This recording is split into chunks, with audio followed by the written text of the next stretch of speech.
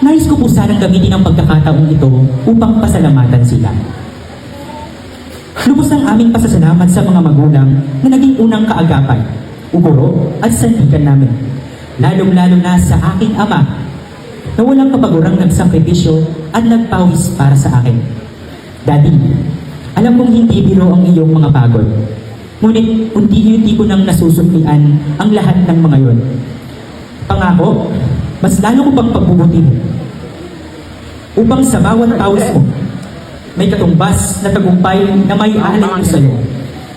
At sa aking tatang na naririyan, na nanonood at proud na proud sa akin, maraming salamat din po sa lahat na.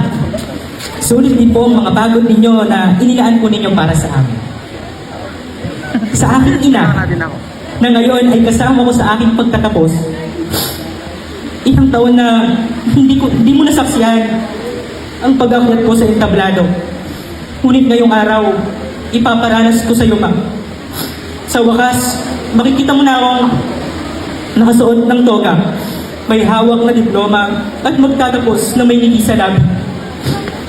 Salamat sa pagbabalik at pagmamahal.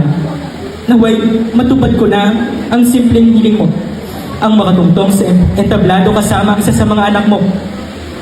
Kaya sa daddy ko na pumayag na makasama kong umakyat ang aking mama sa pagtanggap ng diploma.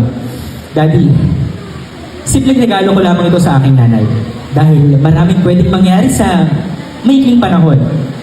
Kaya maraming salamat pa. Pero syempre, para sa iyo ang mga medalya ko, kapalit ng mga sakripisyo at pagpapagal po ninyo para sa akin.